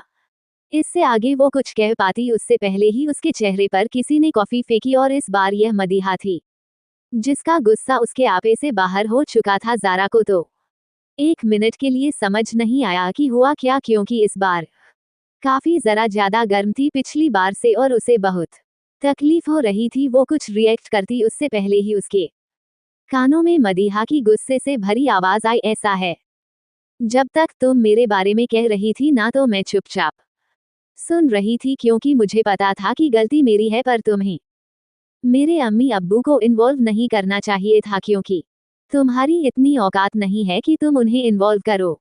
और यह जो तुम मेरे टैलेंट की बात कर रही हो ना, तो यह तुम्हारे टैलेंट से तो लाख गुना बेहतर है, जानती क्या हो मेरे बारे में? हाँ, माना कि मैं थोड़ी गलती कर दी थी तो मैं तुम्हें सॉरी भी करने वाली थी, तुमसे प्यार से बात कर रही थी, पर तुम तो सर पर चढ़कर नाच रही हो। ऐसा है, मैं किसी का यह एटीट्यूड हैंडल नहीं करती। और हाँ, तुम्हारे फादर कोई मेरी यूनिवर्सिटी की फीस नहीं भर रहे हैं जो मैं तुम्हारा एहसान मानूं, अपनी औकात में रहकर बात किया करो, मुझे तुम अभी जानती नहीं हो मैं क्या हूँ और क्या कर सकती हूँ। ये जो 2.5 किलो का मेकअप लगाकर तुम बल खाते हुए यूनिवर्सिटी आती हो ना, तुम्हारे कैरेक्टर के बारे में पूरी यूनिवर्सिटी को पता है, लेकिन मुझे ऐसी चीप बातों के बारे में बातें करने का शौक नहीं है। और अदनान जी ने तुम पर कॉफी इसलिए फेंकी थी क्योंकि तुम इसी लायक हो। उस दिन तो मुझे तुम्हारे लिए बुरा लग रहा था, पर अब लग रहा है कि तुम्हें उबलते हुई कॉफी में डालकर उबालकर पी जाऊं मैं। वहां मौजूद सभी लोग आंखें फाड़े उसे देख रहे थे और कैंटीन में एकदम शांति छा गई थी। मदीहा बहुत शांत लड़की थी, वो कभी किसी से लड़ती नहीं थी और लड़ना तो दूर की बात, वो किसी से बात भी नहीं करती थी। सोफिया के अलावा किसी ने कभी नहीं सोचा था कि उसका गुस्सा इतना तेज है। कुछ हैरानी तो सोफिया और यास्मीन को भी हुई थी। आज उन्हें मदीना में अदनान की झलक दिख रही थी, क्योंकि वो मुंह से कितना भी गुस्सा कर ले पर ऐसा कुछ कभी नहीं कर सकती थी। वो लोग अभी शौक में ही थे कि तभी उनके कानों में एक बार दोबारा मदीहा की गुस्से भरी आवाज आई, जो ज़ारा से ही कह रही थी, तुम्हें पता है मुझे ना अब खुद पर ही गुस्सा आ रहा है कि मैंने तुम जैसी लड़की को सेलेक्ट किया था। और क्या कहा तुमने कि मैंने अदनान जी को तुम्हारे खिलाफ भड़काया है? ऐसा है, मेरे पास फालतू टाइम नहीं है जो मैं तुम पर बर्बाद करूं, और अगर होगा भी ना तो उस फालतू टाइम में मैं अपनी किताबें पढ़ना पसंद करूंगी, लेकिन तुम्हारे बारे में सोचना और डिस्कशन करना पसंद नहीं करूंगी। इतनी इम्पोर्टेंट नहीं हो तुम मेरी जिंदगी में जो मैं तुम्हारे बारे में दूसरों को भड़काती फिरूं। और हाँ, जिस इंसान का नाम तुम अपने साथ जोड़ने की कोशिश कर रही हो ना, उसकी जूती के बराबर भी नहीं हो तुम। अदनान सिद्दीकी तुम जैसी लड़कियों की तरफ देखता तक नहीं है, और गनीमत है कि उस दिन छोड़ दिया उन्होंने तुम्हें, वरना तुम्हारा वो हाल करते कि किसी और को पसंद करने लायक नहीं बचती। और आज के बाद अगर तुमने उनका नाम भी अपनी जुबान से लिया तो तुम्हारी जबान खींचूंगी, वो बात अलग है। और लेकिन इसी यूनिवर्सिटी की बिल्डिंग से तुम्हें नीचे पटक दूंगी, और उसके बाद अगर मर्डर चार्जेस भी लगेंगे ना तो मुझे कोई प्रॉब्लम नहीं है। क्या है ना, मेरे लिए केस लड़ने वाला तैयार है और उसके आगे कोई और केस लड़ नहीं पाता। अब पहली फुर्सत में यहाँ से दफा हो, वरना अभी कॉफी फेंक कर चेहरा बिगाड़ा है, इसके आगे हड्डियां भी तोड़कर तुम्हारा स्ट्रक्चर बिगाड़ दूंगी। उसकी बातें सुनकर ज़ारा के पास कुछ कहने करने के लिए नहीं था। वो गुस्से से जरूर मदीहा को घूर रही थी, पर वो बिना कुछ कहे वहां से चली जाती है। वहीं मदीहा नॉर्मल चेयर पर बैठकर एक सांस में पूरी बोतल पानी पीते हुए थोड़ा शांत हो रही थी। तभी सोफिया उससे पूछती है, अब तुम मुझे चुपचाप बताओ कि यह क्या कांड किया तुमने। अब मदीहा को भी पता था कि सोफिया और यास्मीन तब तक शांति से नहीं बैठेंगे जब तक उन्हें सब कुछ ना बता दे, इसलिए वो गहरी सांस लेकर एक ही बार में उन्हें पूरी कहानी सुना देती है। और वो दोनों आंखें फाड़े उसे देखने लगती है। मतलब उन्हें यकीन नहीं हो रहा था कि उनके सामने बैठी लड़की यकीनन इतनी बेवकूफ है, या अल्लाह मियाँ से दिमाग देना भूल गए थे और उसकी जगह भी जवानी दे दी जो इतनी तेज चलती है। यास्मीन, तुम्हारा दिमाग खराब है। तुम्हें क्या लगता है अदनान सिद्दीकी के पास लड़कियों की कमी है? सही कहते हैं वो, तुम हो ही बेवकूफ। सोफिया, बेवकूफ नहीं, निहायती बेवकूफ। मदीहा उसे कुछ कहती उससे पहले वहां पर एक पियून आकर कहता है, आप सब में से मदीहा कौन है? उन्हें प्रिंसिपल ऑफिस बुलाया है। इतना कहकर वो वहां से चला जाता है। और यहाँ मदीहा, सोफिया और यास्मीन की सांस जैसे रुक जाती है। उन्हें पता था अब क्या होने वाला है। जारी है। I am here. दोपहर का वक्त। अदनान अपने ऑफिस में बैठा कुछ काम कर रहा था। उसकी कुछ इम्पोर्टेंट मीटिंग थी, पर लास्ट मोमेंट पर उसने मीटिंग कैंसिल कर दी। उसे न जाने क्यों आज कुछ ठीक नहीं लग रहा था। उसने जैसे तैसे सारे इम्पोर्टेंट काम दोपहर तक खत्म किया और वो अपनी कार की चाबी लेकर केबिन से जाने वाला था कि तभी वहां पर जैद आता है और उसे इस तरह हड़बड़ी में जाता देख पूछता है, सर आप इस वक्त कहाँ जा रहे हैं? मीटिंग तो सारी कैंसिल हो गई है ना? अदनान अपनी गहरी आवाज में बस इतना कहता है, घर। उसके मुंह से घर जाने का सुनकर जैद को जरा हैरानी होती है, क्योंकि अक्सर वो टाइम खत्म होने के बाद भी काम करता रहता था। अदनान का नेचर काफी वर्कहोलिक था, पर आज तो वो आधे टाइम में ही घर जा रहा था, इसलिए वो टेंशन लेते हुए पूछता, इस वक्त सब कुछ ठीक तो है ना सर? कोई परेशानी वाली बात तो नहीं है? आप तो 8 बजे से पहले कभी घर नहीं जाते। अदनान, कपकेक को छोड़कर आया हूँ घर पर, इसलिए जल्दी जा रहा हूँ। यहाँ का काम तुम संभाल लेना और मैं कल से पहले नहीं आऊंगा, ना ही मुझे कॉल करना, चाहे कितनी भी इमरजेंसी हो। उसके इंस्ट्रक्शंस सुनकर जेद हमें गर्दन हिलाता है और मुस्कुराते हुए कहता है, आप सच में बहुत फिक्र करते हैं उनकी। उसकी बात सुनकर अदनान हल्का सा मुस्कुराते हुए कहता है, बीवी तो होती ही केयर करने के लिए है, उसकी तो फिक्र ही की जाती है, उसे संभाला जाता है, प्यार से इज्जत करी जाती है, एहतराम किया जाता है। और खैर मेरी वाली की फिक्र जरा एक्स्ट्रा रहती है, मुझे उसका ऊपर का माला खाली है बिल्कुल, कब कौन सा नया बम लाकर सर पर फोड़ दे कहा नहीं जा सकता। वैसे तो रोज यूनिवर्सिटी जाती है तो वापस आते में थक कर सो जाती है, आज कहीं नहीं गई, घर पर छोड़कर आया हूँ और मुझे पूरा यकीन है कोई ना कोई नया तूफान उसने लाकर खड़ा कर दिया होगा मेरे लिए, और यह बेचैनी मुझे शायद इसीलिए हो रही है। उसकी बात सुनकर जैद की मुस्कुराहट और लंबी हो जाती है और वो हल्का सा हंसते हुए कहता है, ऐसा लग रहा है जैसे आप किसी 5 साल की बच्ची की बात कर रहे हैं। अदनान, वो बच्ची ही है और उतनी ही खतरनाक भी। मुसीबतों का मेरी बीवी से एक गहरा रिश्ता है, वो घूम फिर कर उसके पास आ ही जाती है। खैर अब मैं जा रहा हूँ, तुम संभाल लेना सब। इतना कहकर बिना जैद की कोई बात सुने वहां से चला जाता है। वैसे भी वो उससे ज्यादा बातें नहीं करता था, काम के अलावा वो तो यहाँ बात मदीहा की थी इसलिए उसके शब्द बाहर आए। इधर यूनिवर्सिटी में प्रिंसिपल ऑफिस के अंदर जारा, मदीहा, सोफिया और यास्मीन चारों प्रिंसिपल के सामने सिर झुकाए खड़ी थी और जारा बीच बीच में मदीहा को जानलेवा नजरों से घूर रही थी। प्रिंसिपल का पूरा ध्यान भी सिर्फ मदीहा पर था, वो तंग आ गए थे उसकी शैतानियों से, और पिछली बार जिस तरह से अदनान उन्हें धमका कर गया था उनकी हिम्मत भी नहीं हो रही थी कि उसे कुछ कह सके। सजा देना तो दूर की बात पर इस बार उसने भी हद कर दी थी। जारा ने सरेआम इल्जाम लगाया था उस पर, हटिंग अटेम्प्ट का उन्हें कोई तो एक्शन लेना पड़ता। फिर भी वो अपनी आवाज में नरमी लाते हुए मदीहा से कहते हैं, मदीहा बेटा तुम मुझे बताओगी कि क्या क्या हुआ था। उनका इतना प्यारा जेस्चर देखकर तो सोफिया, यास्मीन और मदीहा तीनों की आंखें हैरानी से बड़ी हो जाती है, क्योंकि इससे पहले जितनी भी बात वो किसी सजा के लिए प्रिंसिपल ऑफिस लाई जाती थी, प्रिंसिपल सर बिना उसकी कोई बात सुने उस पर दाना पानी लेकर चढ़ जाते थे, और आज जब उसने इतनी बड़ी गलती कर दी है तो वो इतने प्यार से उससे बात कर रहे हैं, उसे तो यकीन ही नहीं हो रहा था। वही जारा प्रिंसिपल सर को मदीहा से इतनी सॉफ्टली बात करता देख चिढ़कर हल्का गुस्से में कहती है, सर आप इससे क्या पूछ रहे हैं, मैं बता रही हूँ ना, इसने मेरे ऊपर जान मूंछ पर गरम गरम कॉफी फेंकी, आपको इसके खिलाफ कोई स्ट्रिक्टली एक्शन लेना होगा। उसकी बात सुनकर प्रिंसिपल सर मदीहा की तरफ देखकर दोबारा पूछते हैं, मदीहा क्या तुमने कॉफी फेंकी थी। मदीहा वैसे ही सर झुकाए शर्मिंदगी से हाँ मैं सिर हिला देती है। वही उसकी हाँ सुनकर प्रिंसिपल सर एक बार फिर दुविधा में फंस जाते हैं कि अब उसे सजा दे तो कैसे दें। प्रिंसिपल सर, अच्छा ऐसी कौन सी वजह थी जो तुम्हें इतना गुस्सा आया कि तुमने एक स्टूडेंट पर गर्मा गर्म कॉफी फेंकती, जान सकता हूँ। मदीहा हल्का गुस्से में, सर यह मेरी फैमिली के बारे में उल्टा सीधा बोल रही थी, मुझसे बर्दाश्त नहीं हुआ और गुस्से में सामने काफी रखी थी तो मैंने फेंक दी, पर फाइट इन्होंने शुरू की थी, आप कैंटीन में से किसी से भी पूछ लीजिए। उसकी बात सुनकर प्रिंसिपल जारा की तरफ देखते हुए पूछते हैं, क्या मदीहा सही कह रही है जारा। जारा हल्का झेपते हुए, सर यह आपको काफी कुछ झूठ बोल रही है, पहले इसने मुझे अपने घर पर बुलाया था और परेशान किया था, मैं सिर्फ इससे बात करने गई थी, और वैसे भी हम दोनों की हालत देखकर आपको पता चल रहा होगा कि गलत किसके साथ हुआ है, इसलिए या तो आप कोई एक्शन दीजिए वरना वैसे भी मैं अपने भाई को कॉल कर चुकी हूँ। उसकी बात सुनकर प्रिंसिपल सर एक गहरी सांस लेकर कहते हैं, ठीक है फिर जब आप लोगों को फैमिली ही इन्वॉल्व करनी है तो मदीहा तुम भी अपने घर से किसी को बुला लो, वैसे भी इस बार यह कोई छोटी बात नहीं है, दोनों के साथ बहुत कुछ हो सकता था, इसलिए अब फैमिली के बीच डिस्कशन होगा। उनकी बात सुनकर मदीना की तो जैसे पसीने छूटने लगे थे, जिस चीज से वो सबसे ज्यादा बचती थी हमेशा उसकी सिचुएशन वैसे ही बन जाती थी। वो फैमिली में से अदनान के अलावा किसी को बुला नहीं सकती थी, और अगर अभी उसने अदनान को बुलाया तो बस वो घर जाकर जो उसकी वोट लगाएगा ना उसे तब कोई नहीं बचा पाएगा। इस बीच वहीं पर प्रिंसिपल रूम में एक प्यून भी मौजूद था जो सारी बातें सुन रहा था, और यह सब सुनते ही वो बड़े धीरे से सबकी नजरों से बचकर अपने फोन में किसी को एक मैसेज लिखकर टाइप कर देता है।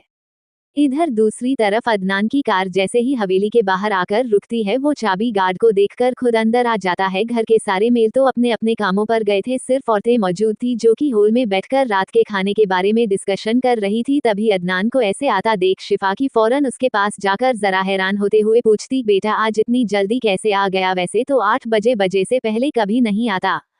अदनान चारों तरफ देखते हुए ही उन्हें जवाब देता है, अम्मी वो आज कोई ऐसा खास काम नहीं था, आप प्लीज कमरे में काफी भिजवा दीजिए एक। इतना कहकर वो सीधा कमरे में चला जाता है, क्योंकि उसे नीचे तो कहीं मदीहा की मौजूदगी महसूस नहीं हुई, तो उसे लगा कि जरूर वो कमरे में सो रही होगी, इस वक्त अक्सर वो सो जाया करती थी। पर जब वो कमरे में आता है तो बेड पर कोई मौजूद नहीं था। बेड पर क्या, पूरे कमरे में कोई मौजूद नहीं था। पहले तो वो थोड़ा सा परेशान होता है, फिर सीधा जाकर बाथरूम में देखता है तो बाथरूम का दरवाजा भी बाहर से बंद था, बालकनी भी खाली थी। ये देखकर उसे जरा हैरानी होती है और वो फौरन वापस नीचे हॉल में आता है और जरा परेशान होते हुए शिफा जी से पूछता है, अम्मी कपकेक कहाँ है? दिखाई नहीं दे रही कहीं। शिफा जी हल्का हैरान होते हुए, कहाँ है का क्या मतलब है? यूनिवर्सिटी गई है सोफिया और यास्मीन के साथ, भूल गया है क्या? तेरी बीवी यूनिवर्सिटी में भी पढ़ती है और यह उसकी यूनिवर्सिटी का ही टाइम है। उनकी यह बात सुनकर तो अदनान की आंखें गुस्से से लाल हो जाती हैं और चेहरा पूरा काला पड़ जाता है। वो किसी तरह अपने गुस्से को शांत करने के लिए अपनी हाथों की मुठ्ठियां बनाता है और 1 मिनट के लिए अपनी आंखें बंद कर दोबारा आंखें खोलकर दांत पीसते हुए कहता है, किससे पूछकर गई है वो यूनिवर्सिटी?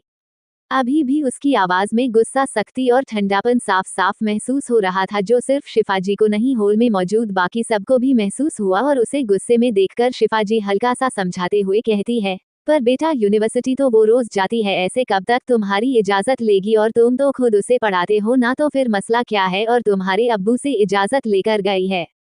अदनान अपनी वही सख्त आवाज में कहता है, मसला यह है कि मैं उसे मना किया था जाने के लिए, मैंने अभी तबीयत ठीक नहीं है उसकी और आप लोगों ने भेज दिया यूनिवर्सिटी उसे। उसकी बात सुनकर इस बार नाजिया जी कहती है, अदनान बेटा फिक्र ना करो, ठीक है, वो बुखार परसों ही उतर गया था और आती ही होगी अभी। उनकी बात सुनकर वो कुछ कहता उससे पहले ही रुखसार जी कहती है, शिफा बेटा एक काम करो, जरा फोन लगाओ, लड़कियों को 1 घंटा होने को आया है यूनिवर्सिटी छूटे, घर आने में तो आधा घंटा ही लगता है, रास्ते में है क्या? उनके कहने पर शिफा जी फोन करती या कुछ कहती उससे पहले ही अदनान बाहर की तरफ जाते हुए कहता है, रहने दे, मैं खुद ले आऊंगा अपनी बीवी को। इतना कहकर वो तेजी से बाहर आ जाता है और घर वाले उसे देखते रह जाते हैं। सब लोग उसकी ओवर प्रोटेक्टिवनेस समझ रहे थे।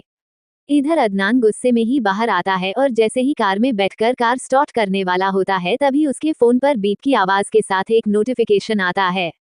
वो फोन चेक करता है तो उसके पास किसी नंबर से एक मैसेज था और जैसे ही वो उस मैसेज को पता है, उसकी आंखें गुस्से में बड़ी हो जाती है और वो कसकर अपनी आंखें बंद कर बड़ी मुश्किल से कुछ के इमोशंस को कंट्रोल करने की कोशिश करता है। पर जब कुछ नहीं होता तो वो दोबारा कार स्टार्ट करते हुए खुद से कहता है, तुम मिलो मुझे, आज मैं तुम्हें सीधा पंखे से ही लटकाऊंगा। अब तक उसकी कार भी स्टार्ट हो गई थी तो वो उसे सीधा सड़कों पर दौड़ा देता है।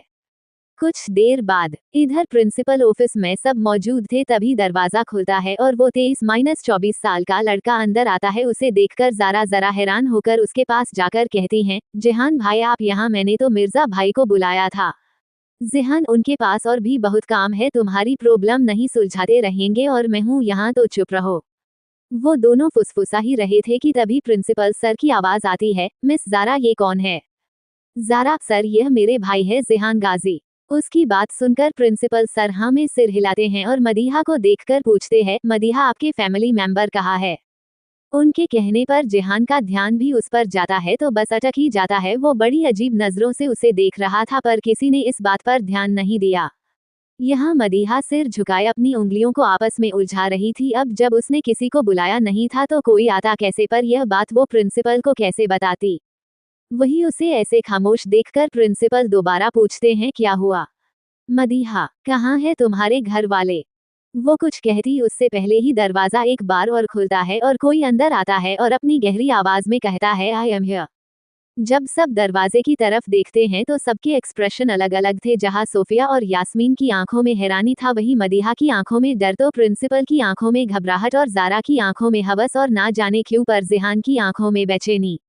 जारी है, किया होगा मडिया का। आप लोगों में से बहुत लोगों को मुझसे जरा शिकायतें हैं तो मैंने सोचा जरा आज बात कर लेते हैं। सबसे पहली बात, आप लोगों को लगता है मैं छोटे चैप्टर अपलोड करती हूँ। मैं आप लोगों को बता दूं कि मेरा हर चैप्टर एक लिस्ट 2500 शब्द का होता है, जिसे लिखने में और एडिट करने में मुझे 2 से 3 घंटे लगते हैं और आप लोग सिर्फ इतना लिखकर चले जाते हैं कि चैप्टर छोटा था। मुझे लगा आपको शायद पता नहीं है कि छोटा चैप्टर क्या होता है, इसलिए आज का चैप्टर पढ़कर आपको पता चल जाएगा कि छोटा चैप्टर क्या होता है। दूसरी बात, आप में से कुछ लोगों को 1-2 चैप्टर बोरिंग लगे तो भाई तूफान से पहले शांति होती है, इसलिए जरा सब्र करना करो। मैं कभी कहती हूँ कि मैं तो रोज चैप्टर अपलोड कर रही हूँ, लेकिन आप रोज कमेंट नहीं करते। नहीं, मैं कभी नहीं कहती कि कमेंट करो, ये करो, वह करो। मैंने आप पर छोड़ रखा है क्योंकि मुझे पता है कुछ लोग हैं जो मुझे सपोर्ट करने के लिए रोज कमेंट्स करते हैं और मुझे पता है वो करेंगे। इस स्टोरी को शुरू हुए 1 महीने से ज्यादा हो गया है और आज तक मैं डेली चैप्टर डाल रही हूँ, एक दिन भी स्किप नहीं किया। मेरी तबीयत खराब होती है तब भी मैं चैप्टर लिखती हूँ, क्योंकि मुझे पता है कि जब कोई मस्त मनपसंद चीज नहीं मिलती तो कितना बुरा लगता है। इसलिए आप लोग भी समझो। अब आज का चैप्टर सच में बहुत छोटा है, क्योंकि मेरा बिल्कुल मन नहीं कर रहा था लिखने का। कल का चैप्टर थोड़ा इंटरेस्टिंग होगा, उम्मीद है मुझे। Now back to chapter. जब सब दरवाजे की तरफ देखते हैं तो सबके एक्सप्रेशन अलग अलग थे। जहां सोफिया और यास्मीन की आंखों में हैरानी थी, वहीं मदीहा की आंखों में डर, तो प्रिंसिपल की आंखों में घबराहट और जारा की आंखों में हवस, और ना जाने क्यों पर जिहान की आंखों में बेचैनी थी। दरवाजे पर अदनान खड़ा था, जिसकी आंखों में बेहिसाब गुस्सा था और चेहरा एकदम काला पड़ा हुआ था। वही उसे देखकर मदीहा की जान हलक में आ चुकी थी। उसे पता था अब उसे कोई नहीं बचा सकता था। वही अदनान बड़े रोब के साथ चलकर अंदर आता है तो उसे देखकर प्रिंसिपल घबराते हुए जबरदस्ती मुस्कुराते हुए कहता है, सरा, आप यहाँ। अदनान प्रिंसिपल के सामने खड़ा होकर बेहद रौब से कहता है, जी मैं मदीहा को लेने आया हूँ। यूनिवर्सिटी का टाइम तो ओवर हो चुका है, फिर जान सकता हूँ क्यों रोक रखा है इसे यहाँ। उसके पूछने पर प्रिंसिपल कुछ कहता उससे पहले ही जारा उसके पास जाकर भोली सी शक्ल बनाते हुए कहती है, अदनान जी आपको पता है इसने मुझे इतनी बातें सुनाई और मेरे ऊपर कॉफी भी फैन की सबके सामने। और इससे आगे वो कुछ कह पाती उससे पहले ही अदनान उसे घूरते हुए कहता है, don't you dare to take my name again. उसकी इतनी खतरनाक आवाज सुनकर जारा की जैसे रीढ़ की हड्डी कांप गई थी, फिर भी वो दोबारा वैसे ही कहती हैं, मिस्टर सिद्दीकी, मदीहा ने मुझे हट करने की कोशिश की है। उसकी बात सुनकर अदनान बिना उसकी तरफ देखे मदीहा के पास जाकर उसके सामने खड़ा हो जाता है, जो सिर झुका खड़ी थी। पहले कुछ पल तो वो कुछ नहीं कहता, फिर अपनी गहरी आवाज में कहता है, did she hurts your cupcake. उसके सवाल पर मदीहा फौरन उसकी तरफ देखती है, नजरें उठाकर। उसे यकीनन इस सवाल की उम्मीद नहीं थी, वो हैरान नजरों से उसे देख रही थी। तभी अदनान दोबारा पूछता है, cupcake, tell me, did she hurts you. इस बार उसकी आवाज में गुस्सा था, जिसे सबने महसूस किया। मदीहा भी एक सांस लेकर डरते हुए ही कहती हैं, इसने अम्मी अब्बू को अब्यूज किया और बोला कि मैं किसी काम की नहीं हूँ, मुझमें कोई टैलेंट नहीं है। ये कहते हुए उसकी आंखें नम थी। वो इसलिए नहीं रो रही थी क्योंकि जारा ने उसे बुरा बोला, उसे बुरा इसलिए लग रहा था कि जारा ने उसके अम्मी अब्बू को बुरा बोला। अदनान जो उसकी बातें सुन रहा था, उसका चेहरा बिल्कुल गुस्से में लाल हो चुका था। वो आंखें बंद कर कर खुद को शांत करता है, फिर मदीहा के सिर पर बड़े प्यार से हाथ रखकर हल्का सा सहलाते हुए कहता है, डोंट क्राई बच्चा, आई एम हियर। उसे इस तरह इतने प्यार से मदीहा को शांत कराता देख जारा चिढ़ जाती है और नाराजगी से अदनान से कहती है, गलत इसने किया है और आप इसे डांटने के बजाय शांत करा रहे हैं। उसकी बात सुनकर अदनान, जिसका पूरा ध्यान मदीहा पर था, वो चिढ़ते हुए कहता है, तुमने अगर अब एक शब्द भी अपनी इस इरिटेटिंग आवाज में बोला तो ट्रस्ट मी, कुछ और बोलने लायक नहीं रहोगी। उसकी आवाज में ठंडापन सुनकर वो एकदम चुप हो गई और वही जिहान, जो अभी तक अदनान की प्रेजेंस में काफी छोटा फील कर रहा था, जरा हिम्मत कर कर अकड़ते हुए कहता है, तुम्हारी हिम्मत कैसे हुई मेरी बहन से ऐसे बात करने की तुम। इससे आगे के शब्द उसके हल्क में ही रह गए। जब अदनान ने उसे इस कदर जानलेवा नजरों से देखा तो और वो डर के मारे कुछ कह ही नहीं पाया। आज तक उसे अपने भाई से भी इतना डर नहीं लगा था जितना अपने सामने बैठे उस शख्स से लग रहा था। वही अदनान उसे पूरी तरह से इग्नोर करके लेकर जाने लगता है। तभी प्रिंसिपल बड़ी हिम्मत कर कर कहता है, सर आप ऐसे नहीं जा सकते, जारा ने कंप्लेन किया है मदीहा के खिलाफ, जब तक वो सॉर्ट आउट नहीं हो जाता आप नहीं जा सकते। उनकी यह बात सुनकर अदनान गुस्से में एक नज़र उस प्रिंसिपल को देखकर है, फिर अचानक मुस्कुराते हुए बड़े स्टाइल से उनके सामने वाली चेयर पर बैठकर अपने एक पैर पर दूसरा पैर रखते हुए अपनी गहरी आवाज में कहता है, बिल्कुल सही कहा आपने, तो क्यों ना यही अदालत लगा ली जाए, पेश कीजिए अपना मुकदमा, हम भी तो सुन जरा। उसके कहने का तरीका बड़ा सार्कास्टिक था, जो प्रिंसिपल भी समझ रहे थे। फिर भी वो कहते हैं, जारा ने कहा है कि मदीहा ने जारा पर कॉफी फेंकी है और अपने घर बुलाकर भी परेशान किया है। उनकी बात सुनकर मदीहा फौरन कहती हैं, इन्होंने पहले मुझे कैंटीन में परेशान किया था और मेरे अम्मी अब्बू को भी बहुत कुछ कहा। उसकी बात सुनकर फौरन जारा कहती है, पर तुमने मुझे अपने घर बुलाकर परेशान भी तो किया था। उसकी यह बात सुनकर अदनान फौरन कहता है, अच्छा तो क्या सबूत है तुम्हारे पास कि तुम हमारे घर आई थी? तुम्हारे इस भाई को पता है? उसकी यह बात सुनकर जारा हैरानी भरी नजरों से कहती है, यह आप कैसे कह सकते हैं, आप भी तो थे वहां और आपने भी तो मेरे ऊपर कॉफी फेंकी थी। उसकी बात सुनकर अदनान हल्का सा मुस्कुराकर कहता है, लगता है आपको कॉफी बहुत पसंद है, खैर मुझे तो याद नहीं कि आप कभी हमारे घर आई हो, मैं तो आज आपको पहली बार देख रहा हूँ।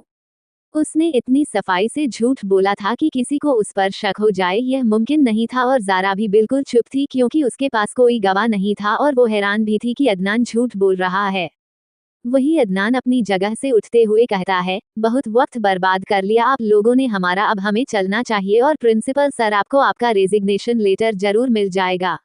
इतना कहकर वो अपनी जगह से उठकर मदीहा के पास जाता है और उसका हाथ पकड़कर सीधा बाहर की तरफ ले जाता है। वही प्रिंसिपल अभी भी शौक में था। सोफिया और यास्मीन भी जल्दी जल्दी उनके पीछे जाते हैं। इधर ज़ारा गुस्से में ही जिहान से कहती है, भाई आपने कुछ कहा क्यों नहीं, इतनी पावर है हमारे पास तब भी आप कुछ नहीं कर पाए, इससे अच्छा तो मैं मिर्जा भाई को बुला लेती। जिहान जरा खोए हुए अंदाज में, पता नहीं क्यों मुझे ऐसा लग रहा है जैसे मैंने इसे कहीं देखा है और यह कोई नॉर्मल इंसान नहीं है। और रही बात लड़ने की या पावर का इस्तेमाल करने की, तो तुम्हें भी पता है इलेक्शन आने वाले, अभी हम कोई भी उल्टा सीधा स्टेप नहीं ले सकते समझी, और इतना बड़ा कोई मसला था नहीं जितना बड़ा तुमने बना दिया, अब चलो घर। इतना कहकर वो उसे वहां से ले जाता है। इधर अदनान मदीहा को घसीटते हुए लेकर जा रहा था। उसकी पकड़ जरा सख्त थी और उसका चेहरा गुस्से में लाल हो रखा था। मदीहा उसे आवाज लगा रही थी पर मजाल है जो वो रुक जाए। तभी सोफिया और यास्मीन दौड़ते हुए उसके सामने आकर रुकते हैं और हौंकते हुए कहते हैं, भाई आप। अदनान उनकी बात काटते हुए सख्त आवाज में कहता है, बाहर ड्राइवर है उसके साथ घर जाऊं मैं और कपकेक शाम तक आएंगे। उसकी बात सुनकर वो कुछ और कहने ही हालत में नहीं थे, इसलिए चुपचाप वहां से चले गए। और यहाँ मदीहा अदनान की पकड़ से अपना हाथ छुड़ाने की कोशिश करते हुए कहती है, छोड़िए मुझे, आप क्या कर रहे हैं। पर अदनान बिना कुछ सुने उसे घसीटते हुए बाहर ले जाता है। जारी है। बाकी सबका भी बहुत बहुत शुक्रिया मुझे इतना सपोर्ट और प्यार देने के लिए। Now back to chapter. Adnan गुस्से में मदीहा को घसीटते हुए यूनिवर्सिटी के बाहर लाता है। इस बीच वो बहुत कोशिश कर रही थी उससे अपना हाथ छुड़ाने की, पर अदनान की पकड़ मजबूत थी। पर इतने गुस्से में होने के बाद भी जिस तरह से उसने मदीहा का हाथ पकड़ रखा था, मदीहा को दर्द नहीं हो रहा था। वो उसे जबरदस्ती गाड़ी में बिठाता है और खुद ड्राइविंग सीट पर बैठकर तेजी से गाड़ी स्टार्ट करता है। मदीहा डर से कांप रही थी। अदनान उसकी तरफ देख तक नहीं रहा था पर वो उसका गुस्सा समझ रही थी। अदनान एकदम से गाड़ी की स्पीड बढ़ा देता है और ये देखकर मदीहा बिल्कुल सीट से लगते हुए डरकर कहती है, अदनान जी प्लीज स्पीड कम कीजिए। पर अदनान उसकी बात को इग्नोर कर स्पीड और तेज कर देता है। वो तो गनीमत थी कि उसका कॉलेज जरा कंट्री साइड पर हाईवे के पास था, तो वहाँ एक दो कार ही और चल रही थी, वरना आज अदनान उसे सीधा जन्नत में ही ले जाता। अदनान को स्पीड कम ना करता देख मदीहा एक बार और कहती हैं, अदनान जी प्लीज कार रोको, मुझे नहीं जाना आपके साथ। रोको, मैं अम्मी से आपकी शिकायत करूंगी। रोको। ये कहते कहते उसकी आंखों से आंसू उसकी गाल तक आ चुके थे। उसे अदनान की खामोशी बुरी तरह डरा रही थी। इधर अदनान को जैसे कुछ सुनाई ही नहीं दे रहा था। वो उसकी तरफ देख तक नहीं रहा था और गुस्से में उसने कार की स्पीड बिल्कुल फुल कर दी और मदीहा की सांसें जैसे रुक सी गई। उसका रोना और तेज हो चुका था और उसकी पकड़ अपनी सीट पर कस गई थी। उसे सीट बेल्ट लगाने तक का वक्त नहीं दिया था अदनान ने। अब तक उनकी कार हाईवे पर काफी आगे निकल गई थी। यह हाईवे बड़ा खतरनाक था क्योंकि यहाँ दोनों तरफ खाई थी। अदनान तेजी से ही ड्राइव कर रहा था, तभी एकदम से एक मोड़ आता है और मदीहा डरकर अपनी आंखें बंद कर लेती है। उसे अब यकीन हो गया था कि वो अब नहीं बचने वाली नहीं है। पर अदनान एकदम शांत था। वो फौरन एक टर्न लेता है जिससे गाड़ी थोड़ी दूर जाकर झटके के साथ रुकती है और मदीहा का सिर डेशिक बोर्ड से लगते लगते रुकता है। इस झटके के कारण मदीहा फौरन आंखें खोलकर देखती है तो वो सही सलामत थी, बिल्कुल जिसकी उम्मीद उसे कुछ बची नहीं थी। अदनान अभी भी शांत था, या शायद सिर्फ बाहर से शांत दिख रहा था। उनकी कार अभी भी हाईवे के एक साइड पर रुकी हुई थी। अदनान एकदम से कार का गेट खोलकर बाहर चला जाता है और एक साइड खड़ा हो जाता है। मदीहा अभी भी अपने उस पागल शौहर को देख रही थी जो किसी सनकी आदमी से कम नहीं लग रहा था उसे। उसके हिसाब से उसने कोई इतना बड़ा कांड भी नहीं किया था। उसे अदनान का रिएक्शन काफी ज्यादा ओवर लग रहा था। ऐसे ही आधा घंटा बीत गया पर अदनान वापस नहीं आया। वो अभी भी बाहर ही देख रहा था। वहीं मदीहा जो अभी तक उसका इंतजार कर थक गई थी, वो कुछ सोचकर बाहर आई। उसे डर तो लग रहा था अदनान से, पर अब रात होने लगी थी, वो यहाँ और नहीं रुकना चाहती थी। वो किसी तरह डरते हुए उनके पास जाती है और उसके पीछे जाकर कहती हैं, अदनान जी। पर अदनान कुछ नहीं कहता, वो उसकी तरफ पलटकर भी नहीं देखता। मदीहा दोबारा जरा और नजदीक जाकर कहती हैं, अदनान जी मुझे घर जाना। उसकी बात सुनकर अदनान, जो अभी तक किसी तरह खुद को शांत करे खड़ा था, वो उसकी तरफ पलटता है और उसके कंधों से पकड़कर उसे कार के बोनट से लगाते हुए गुस्से में दांत पीसते हुए कहता है, क्यों तुम्हारे पैर तो घर में टिकते नहीं है, फिर क्या मसला है, रहो यही। उसके गुस्से को देखकर मदीहा जरा डरते हुए कहती है, आप ओवरएक्ट कर रहे हैं, मुझे जाना है, प्लीज घर चले ना आप। उसके मुंह से ओवरएक्ट सुनकर अदनान गुस्से में उसे घूरते हुए चिल्लाकर कहता है, ओवरएक्ट राइट, मैं ही हूँ जिसे बेफिजूल तुम्हारी फिक्र रहती है, और तुम्हें कहाँ परवाह है किसी चीज की। जब मैंने कहा था कि घर पर रहना तो क्यों कहीं भी यूनिवर्सिटी, और डैम इट। उसकी इस तरह चिल्लाने पर मदीहा बुरी तरह घबरा जाती है और किसी तरह अटक कर कहती है, वो मेरी अटेंडेंस थी तो। अदनान उसकी बात काटकर, तुम्हारी अटेंडेंस ऑलरेडी 80% से ऊपर है, इसलिए फिजूल के बहाने बनाना बंद करो। तुम्हें मैं बेवकूफ लगता हूँ अपनी तरह? मुझे पता है तुम वहाँ सिर्फ इसलिए नहीं थी ताकि मेरी खिलाफत कर सको। उसकी बात सुनकर वो कुछ नहीं कहती बल्कि सिर झुकाकर खड़ी हो जाती है। उसकी हिम्मत नहीं थी कुछ कहने की। वहीं अदनान गुस्से में दोबारा उसे बुरी तरह झंझोरते हुए कहता है, क्या मिलता है तुम्हें ये सब कर हर बार तुम जानबूझकर ऐसी हरकतें करती हो जिनसे मुझे गुस्सा आए, तकलीफ हो। आज तुम बोल दो साफ साफ, तुम्हारे साथ मसला है क्या? उसे ऐसे गुस्से में देखकर मदीहा कांपती आवाज में कहती है, ऐसी भी कोई बड़ी बात नहीं है, अगर आ गई मैं यूनिवर्सिटी तो क्या हो गया, ताया अब्बू की इजाजत लेकर आई थी, आप इस तरह मुझ पर गुस्सा नहीं कर सकते। अदनान गुस्से में, कौन हूँ मैं तुम्हारा? उसके पूछने पर वो कुछ नहीं कहती तो अदनान दोबारा चिल्लाते हुए पूछता है, I asked who the hell I am to you. उसके इस तरह चिल्लाने पर अदनान डरते हुए आंखें बंद कर कहता है, शौहर है। अदनान, ओ शुक्र अल्लाह, तुम्हें कम से कम याद तो है, तो क्या मेरी बातें तुम्हारे लिए मायने नहीं रखनी चाहिए? हाँ, हर बार यह बेवकूफियां, ये बचपना, यह खिलाफत क्यों? मदीहा डरते हुए सिसक कर ही आई एम सॉरी, आगे से नहीं होगा, मैं कोई गड़बड़ नहीं करूंगी, प्लीज। Adnan, what sorry? हाँ, हर बार गलतियां कर सॉरी नहीं कहा जाता, मिसेज मदीहा अदनान सिद्दीकी। उसके मुंह से अपना नाम सुनकर आज मदीहा की सांसें जैसे रुक गई थी। यह पहली बार था सब किसी ने उसे इस तरह एड्रेस किया था, और वो किसी भी उसी का शौहर था। वो अभी खोई हुई सी उसे देख रही थी। तभी अदनान दोबारा अपनी सख्त आवाज में कहता है, तुम्हें क्या लगता है तुम ये बेवकूफ बनने का ड्रामा कर मेरे जज्बातों का मजाक बनाओगी, उन्हें नजरअंदाज करोगी और मैं बेवकूफ बनाता रहूंगा? उसकी बात सुनकर मदीहा हैरान नजरों से उसे देखती है जैसे उसकी कोई चोरी पकड़ी गई हो, और फिर फौरन नजरें चुराते हुए कहती है, माँ, मुझे घर जाना है और मैं खुद से चली जाऊंगी। आपको जो सोचना है सोचिए, मैं आपको जवाब दे नहीं हूँ। इतना कहकर वो साइड से जाने लगती है, पर तभी अदनान दोबारा उसे बुरी तरह दबोच कर कार के बोनट से लगाते हुए कहता है, कोशिश भी मत करना भागने की, आज तुम मुझे मेरे सवालों के जवाब दोगी। बोलो, क्यों सब जानकर अनजान बनना रहता है तुम्हें? क्यों मेरे साथ यह ज्यादती कर रही हो? मदीहा उसकी पकड़ से खुद को आजाद करने की कोशिश करते हुए कहती है, मैं कुछ नहीं कर रही समझे आप, मुझे जाना है तो प्लीज मुझे जाने दीजिए। मुझे डर लग रहा है आपसे, प्लीज। अदनान उसकी बातों को नजरअंदाज कर उसके चेहरे को हाथों में थाम कर इस बार बेहद मोहब्बत के साथ पूछता है, तरस नहीं आता तुम्हें मुझ पर?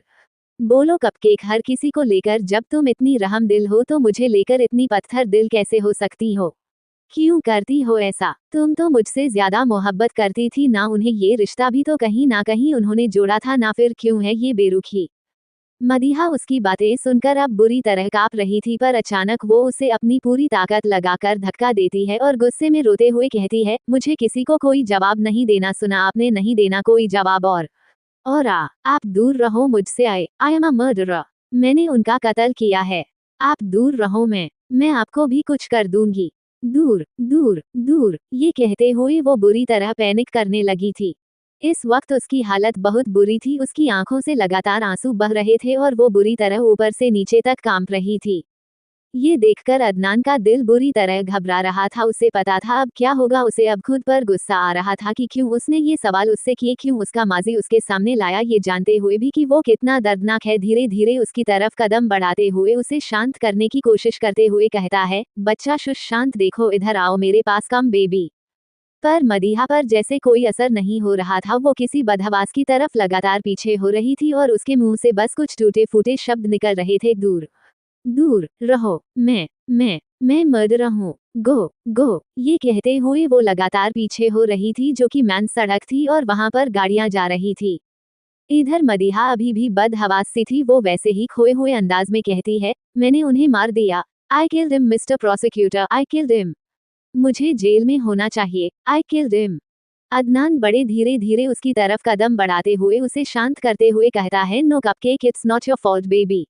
वो बस एक एक्सीडेंट था, तुम सिर्फ 7 साल की थी बेबी। प्लीज शांत हो जाओ, इधर आओ मेरे पास, यहाँ आओ, कम। पर मदीहा को जैसे आपको सुनाई नहीं दे रहा था, वो लगातार पीछे हो रही थी और ऐसे ही पीछे होते होते वो एकदम बीच सड़क पर पहुंच गई। अदनान उससे जरा दूर ही था, वो उससे कुछ कहने वाला था कि तभी अचानक उसकी नजर मदीहा के लेफ्ट साइड जाती है, जहां से एक बड़ा सा ट्रक आ रहा था जो बिल्कुल उसके पास पहुंच चुका था और वो जोर से चीखता है, कपकेक। ट्रक लगभग मदीहा के पास पहुंच ही गया था, पर इससे पहले कि वो मदीहा को छू पाता, अदनान फौरन आगे बढ़कर उसे कमर से पकड़कर अपनी तरफ खींच लेता है और ट्रक तेजी से आगे निकल जाता है।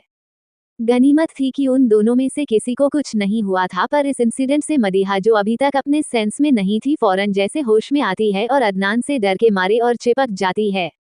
वही अदनान को खुद होश नहीं था, उसे लग रहा था जैसे किसी से उसकी सांसें लेकर वापस उसे लौटाई हो। वो मदीहा को खुद से अलग कर कर ऊपर से नीचे तक देखते हुए पूछता है, बच्चा, तुम ठीक हो ना, कहीं लगी तो नहीं?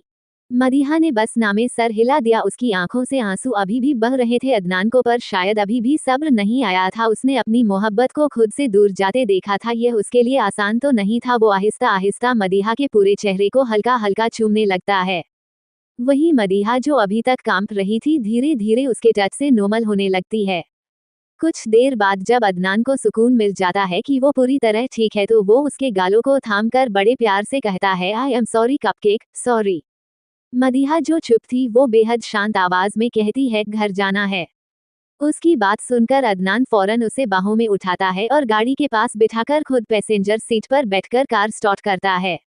मदीहा खामोशी से खिड़की के बाहर देख रही थी और अदनान ड्राइवर करते हुए उसे ही देख रहा था। आज कितनी तकलीफ हुई थी उसे ऐसे देखकर, यह उसे ही पता था।